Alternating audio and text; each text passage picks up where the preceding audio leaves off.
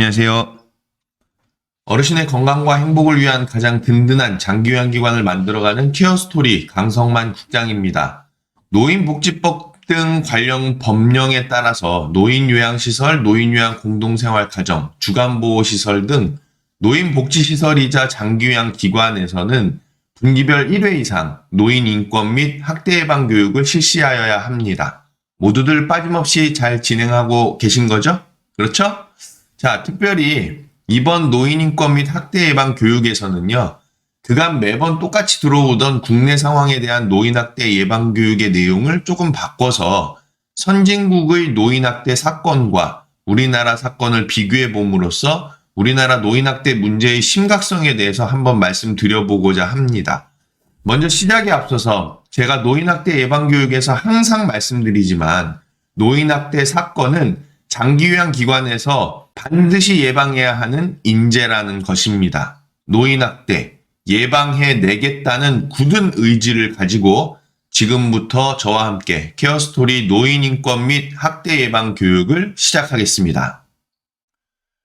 자, 먼저 시작에 앞서서 제 소개부터 간단하게 드리도록 하겠습니다. 저는 케어스토리 대표 강성만이고요. 대부분 강성만 국장으로 알고 계시죠? 네, 저는 인하대학교 교육학과를 졸업했고요. 중등교사, 정교사 자격이 있는데 교육학으로 자격이 있습니다. 그리고 중국어, 중국학을 부전공했고요. 요양보호사, 사회복지사, 평생교육사 자격이 있는데 요양보호사와 사회복지사 같은 경우에는 우리나라 노인 장기요양보험 제도가 시작할 때부터 자격을 취득해서 그간에 이제 경력이 있고요.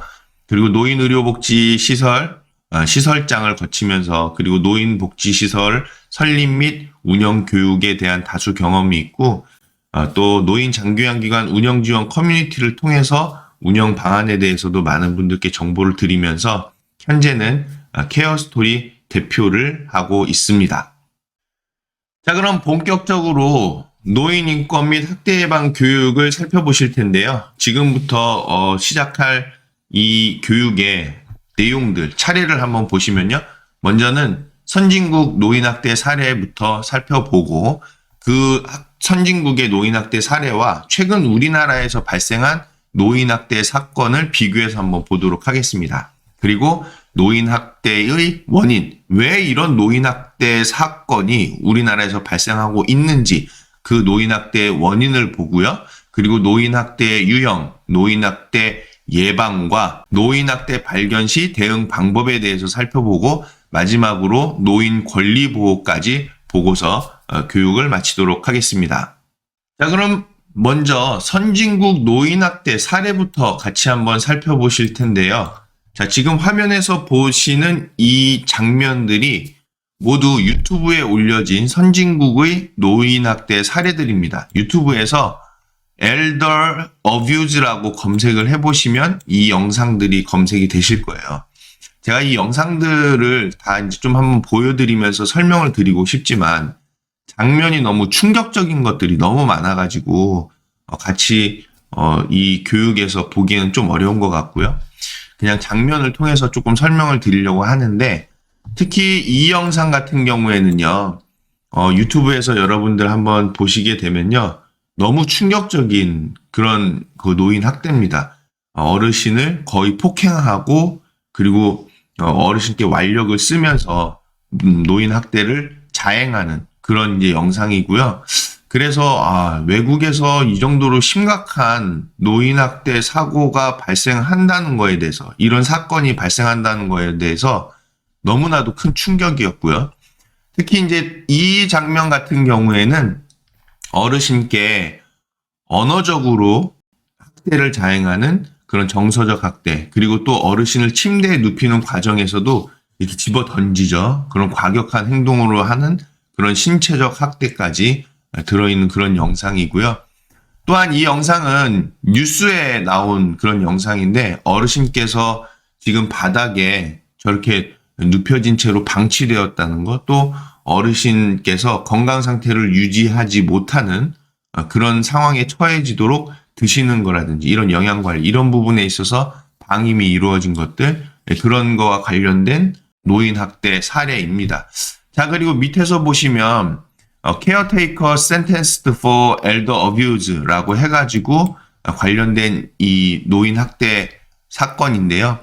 이 이제 요양보호사에 해당하시는 분이시죠. 이분께서 어르신을 폭행하고 폭력을 행사하고 어르신께 서비스를 제공하는 과정 자체에 있어서 신체적 학대를 가하는 그런 뉴스 영상입니다. 이게 한 1분 30초 정도 되는데 이 영상은 같이 잠깐 한번 보실게요. And now an update on a disturbing case of elder abuse. Last August, this caretaker was arrested after he was caught on camera punching an 88-year-old disabled man. It's a shocking crime. And now, a year later, Jonah Delgado is skipping a jury trial and cutting a deal with the state. Fox 13's Gloria Gomez shows us his apology before being sentenced. Walk. The video is disturbing and hard to stomach. Prosecutors say last August, caretaker Jonah Delgado was caught on a home surveillance camera abusing an 88-year-old disabled man he was hired to care for. While the victim was on the bed, the defendant punched him 3 times in the stomach. The defendant placed the victim in the wheelchair where he then struck him multiple times in the face, head, and stomach. Open up your arm. Now, a year later, he's facing a judge and cutting a deal with the state. How do you wish to plead? Guilty. He pled guilty to 3 third-degree felonies, 2 counts of elder abuse, and battery of a victim over the age of 65. Delgado also had something to say. If I could just say one thing, I just wanted to apologize. I understand that the victim's son is here, and I just wanted to apologize to him. Delgado was sentenced to 2 years of house arrest and 4 years probation with firm conditions. Continue with your mental health treatment with your provider. Continue and complete anger management. Letter of apology to the victim's family. No caretaker employment at all, okay? And no contact with the victim or the victim's family. Gloria Gomez, Fox 13 News. 자, 이 사건을 통해서 지금 어르신께 신체적 학대를 가한 이 요양보호사 분은요, 형사처벌을 받게 된 그런 상황이 된 거죠. 자, 이렇게 해외에서도 굉장히 쇼킹하고 충격적인 이런 노인학대 사건들이 발생하고 있는데요. 지금 이러한 해외 사례가 비단 해외 문제만은 아니라는 점에 있어서 우리나라도 굉장히 심각한 상황이라는 것입니다. 자, 여러분 잘 아시다시피 얼마 전에 김천에서 발생한 노인학대 사건 뉴스로 접하셨죠? 자, 유튜브에서 비디오 머그에 와 진짜 사람이세요? 라는 영상의 제목으로 지금 이 노인학대 사건이 유튜브에도 올라와져 있는데요. 한번 같이 잠깐 보실까요?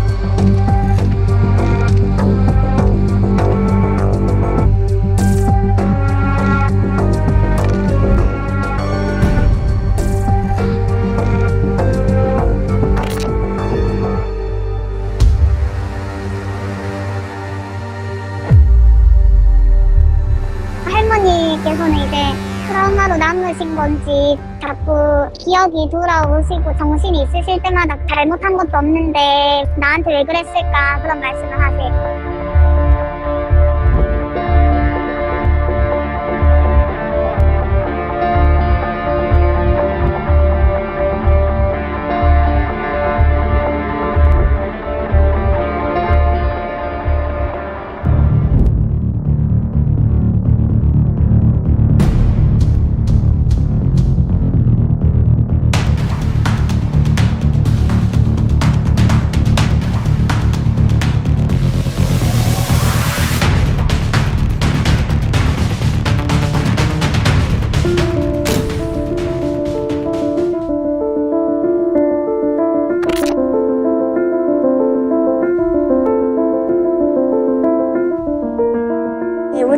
점점 이제 노인 세대들이 많아지잖아요. 그런데도 이제 편안하게 갈 수 있고 노후를 거기서 편안하게 보냈으면 좋겠는데 이런 것도 이제 좀 강하게 처벌을 해서 이제 뭐 다시는 이런 일이 안 일어났으면 좋겠는 거죠.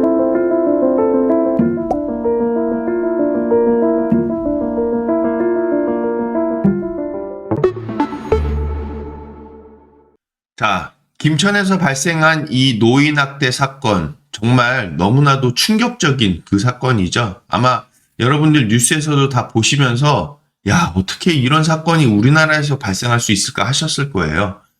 지금 제가 방금 전에 선진국에서 발생한 노인학대 사건을 보여드렸는데요. 지금 김천에서 발생했던 이 노인학대 사건이 제가 봤던 노인학대 사건들 중에서 가장 심각한 노인학대 사건이 아닌가라는 생각이 들 정도입니다.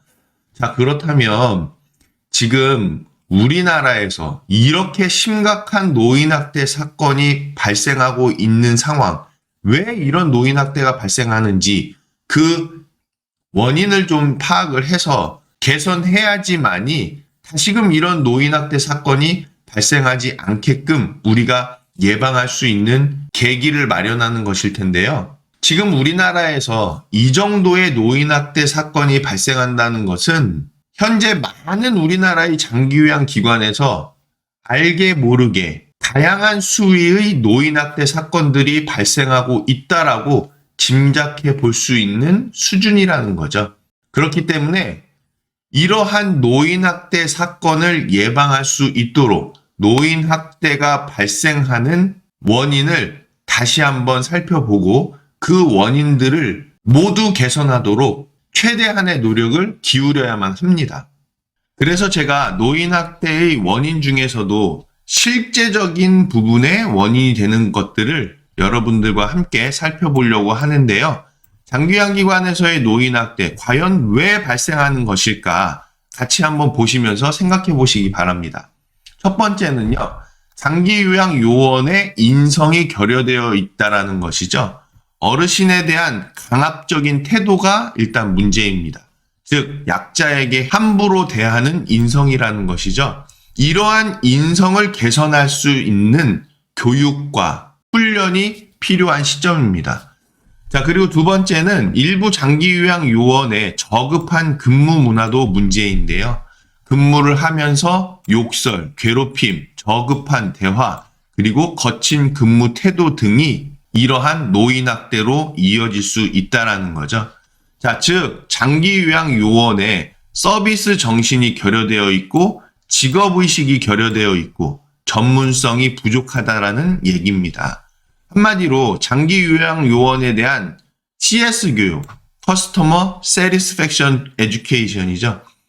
서비스업이기 때문에 서비스업과 관련된 서비스 교육이 반드시 필요함에도 불구하고 이러한 서비스와 관련된 교육은 현재 매우 부족한 상황이죠. 자, 그러다 보니까 치매 수급자 어르신에 대한 장기요양요원의 이해력이 부족해지고 역지사지의 마음 또한 없다라는 것이 문제입니다.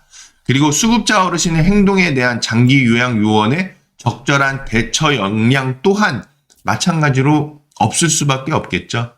자, 그리고 특히 제도적으로도 문제가 있는데요. 장기요양 요원분들은 충분한 휴식이 필요함에도 불구하고 과도한 근무로 인해서 휴식이 부족한 상황, 또 동시간대에 현장의 인력이 부족한 상황, 그러다 보면 쉽게 지치게 되고 지친 상황에서 과격한 심리 상태로 이어질 수 있는 그런 상황에 놓여질 수도 있다는 거죠. 그리고 최저시급 같은 것도 제도적인 문제점으로서 노인학대를 유발시키는 원인이 될 수 있다고 봅니다. 자, 그런데 왜 이 최저시급이 노인학대의 원인이 되냐 이렇게 물어보신다면요. 당연한 이야기죠. 왜냐하면 저임금 상황에서 고품질의 서비스가 어떻게 나올 수 있습니까? 네, 그렇기 때문에 이 최저시급도 노인학대를 유발시키는 제도적인 문제점 중에 하나라는 거 꼭 짚어서 말씀드리고 싶고요. 자, 동시에 노인학대 행위에 대한 낮은 법적 처벌 수위 또한 노인학대를 계속 발생시키고 있는 그런 문제점이 되고요. 그러다 보니까 전반적으로 우리나라 장기요양 기관들의 운영, 관리 수준이 매우라고 표현하는 게 맞는 것 같아요. 매우 낮다라는 거죠. 특히나 대표자분과 시설장님 같은 기관의 관리자분들께서 철저한 서비스 정신을 가지고 기관을 운영해야 함에도 불구하고 이러한 서비스 직업 정신이 매우 부족한 상황이라는 데 있어서 문제가 아닐 수 없습니다. 자, 그리고 또 한 가지. 문서주의적 지정심사와 평가에 있어서도 문제점이 있죠. 여러분 뭐 잘 아시는 내용이지만은요. 지금 현재 장기요양기관으로 지정받기 위해서는 지정심사를 거치고 있는데요. 이 지정심사 자체가 굉장히 문서주의적으로 되어져 있어서 대표자와 시설장, 즉 관리자, 그리고 기관에서 근무하시는 종사자분들의 서비스 정신을 향상시키는 데 있어서는 큰 의미가 없는 지정심사 제도라는 점 굉장히 문제고요. 더불어서 평가에 있어서도 단순히 기준만을 제시하고 있지 서비스 정신 함양과 노인학대 예방을 위한 장기요양 기관의 노력에 질적인 수준을 평가하는, 규정하는 그런 내용들이 전혀 없다는 것, 사실상 큰 제도적인 문제점이 아닐 수 없습니다. 자, 그러면 노인학대의 원인을 살펴봤으니까요. 이런 노인학대에는 어떠한 유형이 있는지를 우리가 알아두고 노인학대가 실제 현장에서 발생하지 않도록 관리하는 노력이 필요하겠는데요. 자, 먼저 노인학대의 정의부터 살펴보시면 65세 이상 노인에 대해서 신체적, 정신적, 정서적, 성적 폭력 및 경제적 착취 또는 가혹행위를 하거나 유기 또는 방임하는 것을 의미합니다. 노인학대의 유형에 있어서는요. 노인학대 발생 공간에 따른 분류가 있는데 가정에서 일어나는 가정학대, 그리고 시설학대, 기타 공간에서 일어나는 노인학대가 있겠습니다. 자, 노인학대의 대표적 행위를 한번 보시면 먼저는 신체적 학대가 있는데요. 물리적 힘 또는 도구를 이용해서 어르신께 신체적 혹은 정신적 손상, 고통, 장애 등을 유발시키는 행위죠. 자, 어르신을 제한된 공간에 강제로 가두는 행위입니다. 자, 어르신을 제한된 공간에서 나가지 못하도록 통제하거나 또는 어르신을 아예 나가지 못하게 통제하는 행위, 또 어르신을 제한된 공간에 자물쇠 등을 설치해서 출입을 통제하거나 어르신을 밖으로 끌어낸다든지 밖으로 쫓아낸다든지 또는 어르신을 들어오지 못하게 한다든지 또 어르신의 거주지 주변 출입을 통제하는 행위들이 있습니다. 특히 우리나라의 장기요양기관에서는 어르신을 나가지 못하게 통제하는 행위가 상당히 많죠. 그래서 장기요양기관에서는요. 어르신께 안전을 보장하면서 자유롭게 배회하고 출입할 수 있는 안전한 환경과 여건을 마련하는 것이 대단히 중요합니다. 자, 또한 어르신을 폭행하는 것 바로 신체적 학대이죠. 어르신을 밀치거나 넘어뜨리고 발로 차고 주먹으로 폭행하거나 몸을 벽에 박거나 바닥에 내리치는 행위, 또 어르신의 머리나 목 또는 몸을 강하게 잡거나 흔들거나 또 어르신의 목을 조른다든지 어르신을 손 또는 몸으로 강하게 억압하면서 짓누른다든지 어르신의 몸을 발로 밟는 행위, 또 어르신을 질질 끌고 다닌다거나 어르신의 머리채를 잡아당기거나 움켜잡아 뽑는 행위, 어르신을 핥히거나 꼬집는다든지 어르신을 입으로 물어 뜯는다든지 몽둥이, 빗자루 등의 도구로 어르신을 폭행하거나 물건을 던져서 어르신께 상해를 입힌다든지 칼이나 흉기를 사용해서 어르신께 상해를 입히거나 담뱃불 또는 도구를 이용해서 어르신께 화상을 입히는 행위인데요. 자, 이 중에서 제가 한 가지만 딱 집어서 좀 여러분들께 말씀드리고 싶은 거, 어르신을 핥히거나 꼬집는 이러한 행위, 신체적 학대라는 것이죠. 특히 어르신께 기저귀 교체 이런 서비스 제공해 드릴 때에 어르신이 마음에 들지 않는다는 이유로 어르신을 모르게 핥힌다든지 꼬집는 행위 상당히 많이 있을 수 있죠. 그렇기 때문에 여러분들께서는 서비스 정신을 꼭 가지시고 어르신께 기저귀 교체 서비스를 제공해 드릴 때에 부드럽고 유연하고 친절하게 기저귀 교체 서비스를 제공해 드릴 수 있어야만 하겠고요. 자, 어르신을 핥히거나 꼬집는 행위, 신체적 학대라는 것 꼭 기억하시기 바랍니다. 자, 그리고 어르신의 신체를 강제로 억압하는 행위, 바로 신체적 학대인데요. 어르신의 신체 일부 또는 모두를 사용하지 못하도록 침대 등에 묶어 움직이지 못하게 하는 부분입니다. 자, 그림에서 보시는 이런 상황인데요. 여러분들 뉴스에서 자주 이런 내용 접하셨었죠? 어느 요양원에서 어르신을 침대에 묶어놓고 있었다. 네, 이런 내용들이죠. 자, 우리 장기요양기관은 의료기관이 아니죠. 네, 노인 요양시설 같은 경우에는 노인 의료복지시설일 뿐이지 의료기관은 아닙니다. 그렇기 때문에 어르신의 건강과 안전을 목적으로 보호자의 동의를 거쳐서 아주 일시적으로만 신체적 제재를 가할 수는 있겠지만 보호자의 동의가 있다 하더라도 장시간, 주기적으로, 정기적으로 어르신께 신체 제재를 가해서는 안 된다는 것 꼭 기억하셔야만 되겠죠. 장기요양기관은 의료기관이 아니기 때문에 어르신께 신체 제재를 가하는 행위가 의료인과의 전문적인 상담 없이 상습적인 신체 제재가 있어서는 안 된다는 거예요. 어르신께 신체적 제재가 필요한 상황이라면 보호자의 동의를 거쳐 아주 일시적으로 매우 짧은 시간, 최소한의 시간으로만 신체적 제재를 하고 가급적 즉시 빨리 의료기관으로 연계하는 것이 필요하다는 것 꼭 말씀을 드립니다. 자, 그리고 신체적 해를 가져올 위험성이 큰 행위로서 어르신을 협박하거나 위협하는 것도 신체적 학대인데요. 칼이나 가위 등 흉기를 사용해서 어르신을 협박하거나 위협하는 행위, 물건을 던지거나 기물파손을 하는 등의 행위로 어르신을 협박하거나 위협하는 행위 등이 됩니다. 또한 어르신의 신체적 생존을 위협할 수 있는 행위를 하는 것도 신체적 학대인데요.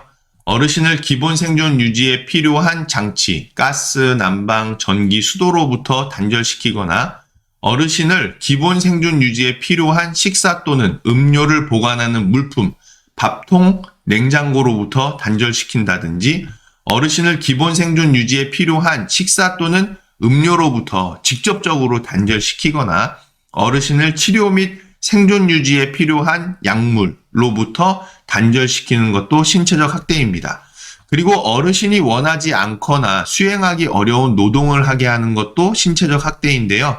어르신이 원치 않는 의사를 보였음에도 불구하고 일을 하도록 강요하거나 강제로 수감하거나 위협해서 일을 강요한다든지 어르신께서 일을 수행하기 어려운 정신 및 신체적 상황임에도 불구하고 일을 하도록 강요하거나 어르신께 정신 및 신체적 악화를 가져올 수 있는 일 또는 조건에서 일을 하도록 강요하는 행위들입니다. 특히 약물을 사용해서 어르신의 신체를 통제하거나 저해하는 것도 신체적 학대인데요. 어르신께 의료적으로 불필요한 약물이나 주사를 강제로 복용, 투입해서 신체를 통제하는 행위가 되는데 예를 들어서 관리를 편하게 하고자 하는 목적으로 일괄 취침을 유도하기 위해서 의사의 처방 없이 수면제를 임의 투여하는 행위, 이런 부분이 해당이 되는 것이죠. 자, 이번에는 정서적 학대인데요. 비난, 모욕, 위협 등의 언어 및 비언어적 행위를 통해서 어르신께 정서적으로 고통을 유발시키는 행위들이 됩니다. 자, 먼저는 어르신과의 접촉을 기피하는 건데요. 어르신을 쳐다보지 않고 무시하거나 어르신께 말을 걸지 않거나 대화를 하지 않는 행동, 또 어르신의 말과 행동을 지속적으로 무시하고 반응을 보이지 않는다든지 어르신의 일상생활을 타 가구원과 별도로 하게 하는 행위인데요. 특히 이 세 가지, 어르신을 쳐다보지 않고 무시하거나 어르신께 말을 걸지 않거나 대화를 하지 않는 행동, 어르신의 말과 행동을 지속적으로 무시하고 반응을 보이지 않는 행동, 이 자칫 장기요양기관에서 자주 발생할 수 있을 법한 그런 정서적 학대이죠. 네, 시설에 어르신들이 계신데 출근을 해서 그리고 자주 뵙는 어르신들께 이러한 행동들이 있다면 이 부분은 정서적 학대라는 거 꼭 기억해 두시기 바랍니다. 자, 그리고 어르신의 사회관계 유지를 방해하는 것도 정서적 행위인데요. 어르신께서 친구나 친지들과 만나거나 연락하는 것을 방해한다든지 어르신의 친구나 친지 등이 방문하는 것을 싫어하거나 비방이나 폭력적 행동 등으로 타인이 노인과의 관계를 유지하는 것을 싫어하게 만든다든지 어르신의 일상적인 사회활동이나 종교활동을 노골적으로 방해하거나 비방이나 유언비어로 어르신의 경제활동을 저해하거나 어르신의 이성교제를 방해하는 것도 정서적 학대입니다. 그리고 어르신을 위협, 협박하는 언어적 표현이나 감정을 상하게 하는 행동을 하는 것도 정서적 학대인데요. 죽이겠다는 협박, 시설로 보내겠다 또는 집에서 나가라 등의 위협과 협박, 어르신의 요구를 무조건 무시하거나 어르신께 고함을 지르거나 욕을 하는 행위, 어르신께 혐오스러운 말을 하는 행위, 또 어르신께서 수치심을 느끼게 하는 모욕적인 말, 자존심을 상하게 하는 말, 어르신께 창피를 주는 행위, 또 어르신을 비웃거나 조소하는 행위, 어르신을 재앙을 가져오는 사람으로 취급하는 행위 등인데요. 특히 제가 한 가지 짚어서 여러분들께 말씀드리고 싶은 거, 어르신을 비웃거나 조소하는 행위도 정서적 학대에 들을 수 있다는 거예요. 여러분들 혹시 기관에서 목욕 서비스 제공하실 때 어르신을 비웃거나 조소한 적 없습니까? 혹시 여러분들 어르신께 식사 도움을 제공해 드리거나 또는 프로그램을 제공해 드릴 때 혹시라도 어르신을 비웃거나 조소한 적 없으신가요? 네, 다시 한번 현장의 상황을 살펴보시기 바랍니다. 그리고 어르신과 관련된 결정사항에 대해서 의사결정 과정에서 소외시키는 것도 정서적 학대인데 어르신의 거취 결정에서 어르신을 배제시키거나 어르신의 소지품 처분을 결정할 때 어르신의 의사를 반영하지 않거나 어르신을 집안 경조사에 참여시키지 않는 행위들이 되겠습니다. 자, 이번에는 성적 학대인데요. 성적 수치심 유발 행위 및 성폭력, 성희롱, 성추행, 강간 등의 어르신의 의사에 반하여 강제적으로 행하는 모든 성적 행위인데 어르신께 성폭력을 행하는 부분이죠. 어르신께서 원치 않음에도 불구하고 강제적인 성관계 또 강제적인 성관계를 강요하거나 시도하는 행위 또 어르신께서 원치 않음에도 불구하고 입맞춤, 애무 등을 요구하거나 또 어르신께서 원치 않는데도 불구하고 가슴이나 엉덩이 등 신체 일부를 만진다든지 판단 능력이 없거나 의사 표현을 할 수 없는 어르신을 성폭행하는 행위들이죠. 또한 어르신께 성적 수치심을 주는 표현이나 행동들인데요.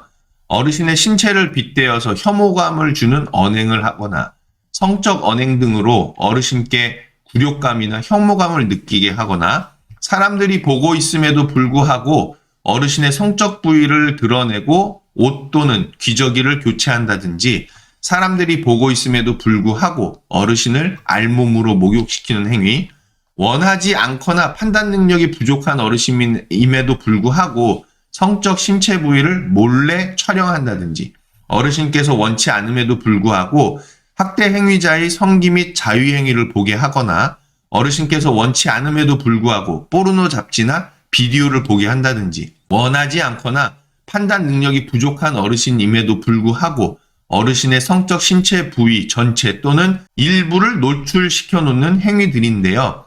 특히 여러분들께 제가 몇 가지 짚어서 말씀드리고 싶은 부분이 있는데 자, 이 부분 사람들이 보고 있음에도 불구하고 어르신의 성적 부위를 드러내고 옷 또는 기저귀를 교체하는 것. 기관에서 많이 좀 발생할 수 있는 그런 학대 사건이죠. 그리고 사람들이 보고 있음에도 불구하고 어르신을 알몸으로 목욕시키는 이런 부분입니다. 자, 특히 어르신의 이 성적 신체 부위를 몰래 촬영하는 것, 스마트폰이 대중적으로 사용되고 있기 때문에 신체 부위를 촬영하는 이러한 사건, 굉장히 사회적으로 지금 큰 이슈가 되는 범죄 행위죠. 자, 그래서 기관에서도요, 어르신을 촬영하는 데 있어서 제한이 반드시 필요합니다. 기관에서는 어르신께 서비스를 제공하는 과정에 있어서 필수적으로 반드시 필요한 촬영에만 이 사진 촬영을 제한하고 목욕 서비스 또 기저귀 교체 서비스 이런 부분에 있어서 근무자의 임의적인 촬영을 제한하고 제재할 필요가 있다는 거 꼭 기억하시고 관리하시기 바랍니다. 자, 이번에는 지금 사회에서 많이 발생하고 있는 학대, 바로 경제적 학대죠. 네, 아마 유튜브나 또 공중파 TV에서도 이 경제적 학대 사건에 대해서 여러분들 많이 접해보셨을 거예요. 어르신의 의사에 반해서 어르신으로부터 재산 또는 권리를 빼앗는 경제적 착취, 어르신 재산에 관한 법률 권리 위반 등 경제적 권리와 관련된 의사결정에서 통제하는 행위라는 거죠. 어르신의 재산 사용 또는 관리에 대해서 결정을 통제하는 이런 행위들인데 바로 어르신이 희망하는 재산 사용을 이유 없이 제한하거나 강요한다든지 어르신의 돈을 일상생활에서 마음대로 사용하지 못하게 하거나 어르신의 재산을 어르신이 원하지 않는 방법으로 사용하도록 강요한다든지 어르신의 재산관리 관련 결정을 제한하거나 강요하는 행위, 어르신 명의의 재산을 불법적으로 소유하려고 협박한다든지 수표 및 기타 금융, 법적 서류에 서명을 강요하는 행위들입니다. 또한 어르신의 소득 및 재산, 임금을 가로채거나 임의로 사용하는 행위인데요. 어르신의 허락 없이 임금, 연금, 임대료, 재산 등을 가로채거나 의사표현 능력이 없는 어르신의 연금, 재산 등을 가로챈다든지 어르신의 허락 없이 저축, 주식 등을 임의로 사용하거나 공적 부조, 예를 들면 국민기초생활보장, 수급자 생계비 같은 거죠.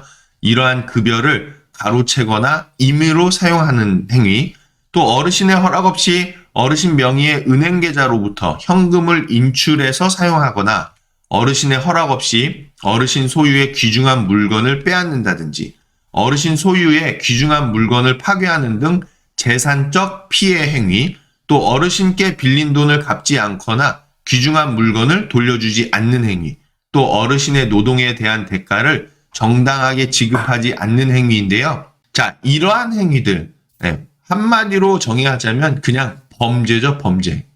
자, 그리고 어르신의 재산에 관한 법률적 권리를 침해하는 행위가 있는데요. 어르신 소유의 부동산을 어르신의 동의 없이 임의로 사용하거나 강제로 명의 변경한다든지 어르신의 허락 없이 수표 및 기타 금융, 법적 서류에 서명을 날조하거나 어르신의 허락 없이 어르신의 신용을 이용해서 이익을 취한다든지 어르신의 허락 없이 어르신 명의로 은행 등에서 대출을 받거나 어르신의 허락 없이 어르신 명의의 은행 계좌, 보험 등을 해약하는 행위, 또 사기나 강압, 부당한 위력으로 유언장, 계약서, 위임장 등의 서명을 허위로 작성하거나 변조하는 행위, 대리권을 어르신이 원하지 않는 방법으로 악용한다든지 어르신 부양을 전제로 재산 상속을 약속 또는 증여했지만 부양 의무를 이행하지 않는 행위. 뉴스에서 자주 본 행위가 바로 이런 내용들이죠. 자, 이러한 것들이 다 경제적 학대 행위들입니다. 자, 이번에는 방임 학대인데요. 부양 의무자로서 책임이나 의무를 거부, 불이행 혹은 포기해서 어르신의 의식주 및 의료를 적절하게 제공하지 않는 행위가 바로 방임인데 필요한 생활비, 치료, 의식주를 제공하지 않는 행위죠.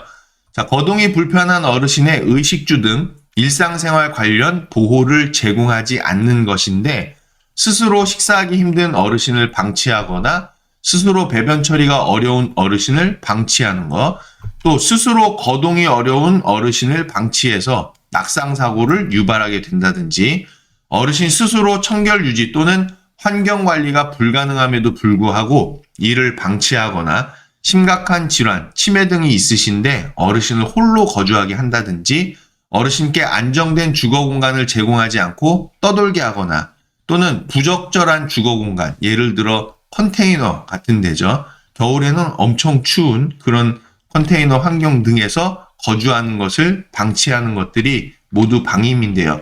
특히 기관에서는 요즘 스스로 거동하기 어려운 어르신을 방치해서 낙상사고가 발생함으로 인해서 방임으로 이어지는 학대 사건이 될 수 있기 때문에 각 기관에서는 스스로 거동이 어려운 어르신을 방치하지 않도록 관리에 주의를 기울이셔야만 합니다. 또한 경제적 능력이 없는 어르신의 생존을 위한 경제적인 보호를 제공하지 않는 것도 방임이죠. 경제적 능력이 없는 어르신의 기본적 생존을 위한 생활비를 지원하지 않거나 중단하는 행위, 경제적 능력이 없는 어르신의 생활 관련 업무, 세금 및 각종 요금 납부를 방치하거나 경제적 능력이 없는 어르신의 사회적 활동을 위한 경제적 지원을 제공하지 않는 행위들이죠. 자, 그리고 의료 관련 욕구가 있는 어르신께 의료적으로 보호를 제공하지 않는 것도 방임인데요.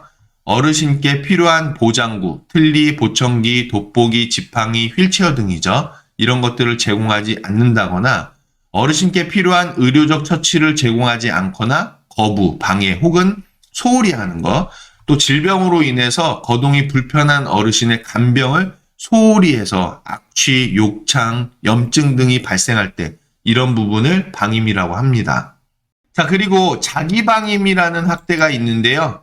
자신을 돌보지 않거나 돌봄을 거부함으로써 어르신의 생명이 위협받는 것이 자기방임인데 어르신 자신이 의료처치 또는 약복용 등 의사의 지시에 따른 치료 행위를 거부하거나 건강, 생활, 환경 등이 위험한 상황에서 어르신이 도움을 요청하지 않거나 거부하는 행위, 어르신 스스로 생존을 위해서 필수적인 의식주 관련 행위를 거부함으로써 생명이 위협받는다든지 일상생활 수행을 위한 신체적, 정신적 능력을 상실한 어르신이 돌봄을 거부함으로써 생명이 위협받는다든지 건강에 치명적임에도 불구하고 어르신이 약물이나 알코올 남용을 지속하거나 자살을 시도하는 것들이 바로 자기방임 학대입니다.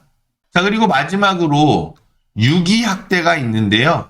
보호자 또는 부양 의무자가 노인을 버리는 행위가 되는 거죠. 자, 의존적인 어르신을 유기한다는 건데 어르신과 연락을 두절하거나 왕래를 하지 않는 행위, 어르신을 시설, 병원에 입소시키고 연락과 왕래를 두절하는 행위, 인지기능을 상실한 어르신, 치매, 약물 중독, 알코올 중독, 정신질환 등을 갖고 계신 그러한 어르신을 고의적으로 가출 또는 배회하게 하는 행위, 또 어르신을 낯선 장소에 버린다든지 배회하는 상태에서 발견된 어르신에 대해서 부양 의무자가 부양 의무 이행을 거부하는 행위들입니다. 자, 노인학대 원인을 구체적으로 살펴봤고요. 지금 방금 보셨던 노인학대 유형들, 또 사례들, 이런 부분을 살펴봤으니까, 자, 그럼 우리는 노인학대, 지금부터는 이러한 행위들이 발생하지 않도록 예방할 수 있어야 되겠죠? 노인학대 예방의 내용들을 같이 한번 살펴보시겠습니다. 자, 먼저는 가장 기본적으로 노인학대는요, 처벌 규정이 있기 때문에 처벌을 받게 된다는 거죠. 그렇기 때문에 처벌받지 않도록 노인학대 행위들은 예방되어져야 하는데 가장 기본적인 내용이죠. 자, 먼저 어르신의 신체에 상해를 입히는 행위는요, 7년 이하의 징역 또는 7천만 원 이하의 벌금에 처해질 수 있고요. 어르신의 신체에 폭력을 가하는 행위, 어르신께 성적 수치심을 주는 성폭력, 성희롱 등의 행위, 또 자신의 보호 감독을 받는 어르신을 유기하거나 의식주를 포함한 기본적인 보호 및 치료를 소홀히 하는 방임 행위, 어르신께 구걸하게 하거나 어르신을 이용해서 구걸하게 하는 행위, 또 폭언, 협박, 위협 등으로 어르신의 정신건강에 해를 끼치는 정서적 학대 행위는 5년 이하의 징역 또는 5천만 원 이하의 벌금에 처해질 수 있다는 거 꼭 기억하셔서 혹시라도 여러분들이 노인학대의 가해자가 되어져서 이러한 징역 또는 벌금의 형사처벌 받게 되어서는 절대 안 되겠죠? 기관에서, 가정에서 단 한 건의 노인학대 사고도 발생하지 않도록 주의와 관리가 상당히 필요합니다. 자, 그리고 노인을 위하여 증여 또는 급여된 금품을 목적 외의 용도에 사용하는 행위는 3년 이하의 징역 또는 3천만 원 이하의 벌금, 신고인의 신분 보호 및 신원 노출 금지 의무를 위반한 자는 1년 이하의 징역 또는 1천만 원 이하의 벌금이기 때문에 노인학대를 알고서 내가 신고를 했는데 혹시라도 이 신고로 인해서 불이익을 당하지 않을까, 그런 걱정 안 하셔도 된다는 거죠. 자, 그리고 상습적으로 노인복지시설 종사자가 노인학대 죄를 범한 경우에는 그 죄에서 정한 형의 2분의 1까지도 가중될 수 있기 때문에 가중처벌도 받을 수 있다는 거 기억하시면 좋겠고요. 노인학대 신고 의무자로서 노인학대 사실을 알고 있음에도 불구하고 신고하지 아니하게 되면 500만 원 이하의 과태료에도 처해질 수 있다는 거 꼭 기억하셔서 혹시라도 주변에서 노인학대가 발생하고 있다면 주저하지 마시고 반드시 신고하시기 바랍니다. 자, 그렇다면 노인학대를 예방하기 위해서 우리는 어떤 노력을 해야 할까요? 자, 먼저는 누구도 노인학대를 할 수 없다는 사실을 확실히 인지해야만 하겠죠. 자, 그 기본 정신이 일단 필요합니다. 그리고 이 교육처럼 분기별 노인학대 예방 교육을 충실히 수강해서 우리 기관에서, 가정에서 노인학대 사건이 단 한 건도 발생하지 않도록 관리하고 노력해야만 하겠죠. 자, 그리고 몸과 정신에 이상이 발생할 정도로 무리하게 근무하게 되면은 심장이 빨라지고 예민하게 되고 이로 인해서 좀 과격해질 수 있거든요. 그렇기 때문에 몸과 정신에 이상이 발생할 정도로 무리하게 근무해서는 안 됩니다. 자, 그리고 어르신 특성에 대해서 정확하게 이해해야지만이 어르신의 이상 행동에 적절히 대응할 수 있겠죠. 무엇보다도 직업의식이 중요하다는 거 꼭 말씀드리고 싶습니다. 우리는 장기요양 서비스를 제공하는 서비스직에 근무하고 있어요. 서비스직에 근무하고 있다는 것은 부드럽고 유연하고 친절해야만 한다는 거 꼭 기억하시고 이러한 부분이 우리의 직업의식이다라는 거 잊지 마시기를 꼭 당부드립니다. 자, 그리고 직원회의를 상시적으로 하시면서 직원회의에서 혹시라도 우리 기관에서 노인학대가 발생하지 않도록 우리가 어떠한 노력을 해야 할까? 의견을 교류하고 현장에다가 반영을 해야 되겠죠. 그러려면은 직원회의를요, 형식적으로 해서는 절대 안 됩니다. 자, 그리고 장기요양기관에서 근무한다면 말과 행동을 부드럽게 하도록 관리하고요. 어르신께는 항상 존댓말을 사용해야만 되겠죠. 이러한 부분은 분기별 종사자 CS 교육을 철저히 수강해서 개선해 가도록 또 친절한 우리의 모습들을 유지해 가도록 노력해야만 합니다. 자, 그리고 장기요양 서비스 제공 과정에 있어서 어르신의 돌발 상황에 대한 대처 방법, 즉 매뉴얼을 마련해 놓고 정확히 숙지해서 대응하실 필요가 있고요. 장기요양 기관과 어르신에 대한 적극적인 모두의 관심이 가장 중요하다는 거 꼭 말씀드리고 마지막으로 무엇보다도 우리 기관과 어르신에 대한 자부심과 애정이 노인학대를 예방할 수 있는 근본 토대라는 것을 말씀드립니다. 자, 그럼 우리가 주위에서 발생하는 노인학대를 발견했을 때 어떻게 대응해야 할지 지금부터 살펴보실 텐데요. 자, 먼저는 노인학대는요, 예측 징후가 있다라는 것이죠. 치료받지 못한 상처 및 부상이 있다거나 어르신이 거주하는 장소에서 다툼, 욕설 등의 큰 소리가 자주 들린다든지 어르신께 성적 수치심을 주는 행동을 보셨다거나 어르신의 물건 및 금품을 허락 없이 사용하는 행위를 보셨다든지 식사를 거르는 등 영양실조나 탈수 상태, 또 어르신께 필요한 의료적 처치를 제공하지 않는 상황, 그리고 어르신을 시설에 입소시킨 후 연락이 두절되는 상황이 있다면 노인학대인지를 먼저 생각해 보셔야만 합니다. 노인학대 신고는요, 제가 노인학대 교육 때마다 말씀드리지만 어렵지 않고 전화 한 통이면 간단하다는 거 말씀드렸죠. 노인보호 전문기관 1577-1389번 100번을 말씀드려도 부족하지 않는 번호죠. 1577-1389번 1577-1389번 한번 여러분들도 마음속으로 따라해 보시면서 기억하세요. 1577-1389번 노인보호 전문기관이고요. 정부 민원 안내 콜센터 110번이나 보건복지상담센터 129번 또는 관할 시군구나 건강보험공단, 경찰에도 신고하실 수 있는 부분이고요. 노인보호 전문기관에다가 신고하시면은 가장 확실하게 적절한 도움을 제공해 드릴 수 있기 때문에 1577-1389번을 잊지 마시고 꼭 기억해 두시기를 당부드립니다. 특히 노인학대를 신고할 때 꼭 필요한 것 몇 가지 당부드리고 싶은 게 있는데요. 먼저는 적극성을 가지고 신고해야지만이 어르신을 노인학대 상황에서 빨리 벗어나게 해드릴 수 있다는 거 기억해 주셨으면 좋겠고요. 노인학대로 의심된다면은 주저하지 마시고 즉시 신고를 해주세요. 그리고 신고하실 때 정확한 학대 정황을 알려주실 필요가 있는데 학대 정황에 대해서 다양한 정보를 드릴 필요가 있다는 거죠. 학대받는 분은 누군지, 어디에서 학대가 일어나고 있는지, 어떤 학대로 보여지는지, 현재 학대를 받고 계신 어르신의 상태는 어떠하신지, 그리고 학대 행위자로 의심되는 사람의 주요한 정보까지도 제공해 드리면 좋겠습니다. 자, 그리고 특히나 노인학대를 신고했다고 해서 피해를 당하지 않을까 하는 걱정은 하지 않으셔도 된다는 거. 제가 아까 처벌조항에서 말씀드렸죠. 신고인의 신분은 보장되어야만 하고 그 의사에 반해서 신분이 노출되어서는 아니 된다라고 법에서 규정하고 있기 때문에 노인학대를 아셨다면은 주저하지 마시고 이런 걱정하지 마시고 바로 신고하시기 바랍니다. 노인 인권 및 노인학대 예방 교육에 있어서 가장 중요한 부분을 꼽자면 저는 노인 권리 보호 이 부분을 말씀드리고 싶습니다. 왜냐하면 노인학대를 예방하기 위해서는 어르신의 권리에 대한 인식부터가 필요하기 때문인 거예요. 자, 그래서 한 가지씩 좀 말씀을 드리자면 먼저는 존경과 존엄한 존재로 대우받고 차별, 착취, 학대, 방임을 받지 않고 생활할 수 있는 권리가 어르신께 있고요.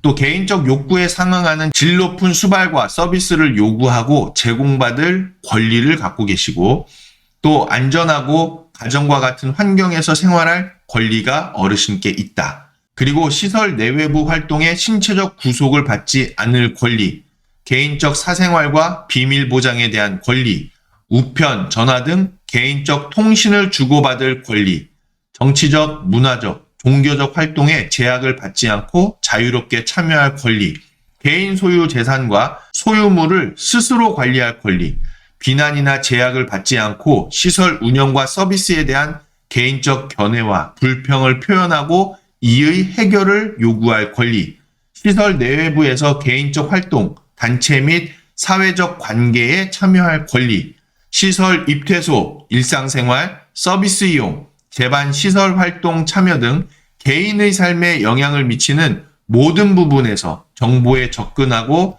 자기 결정권을 행사할 권리가 있다는 것.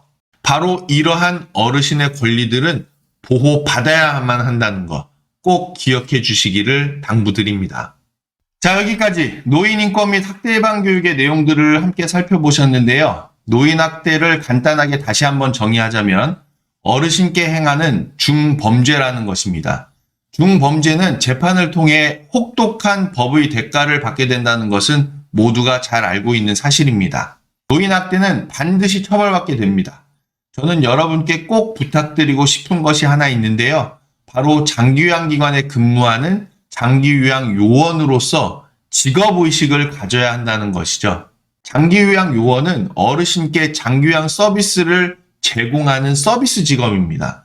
서비스는 항상 부드럽고 유연하며 친절해야만 합니다.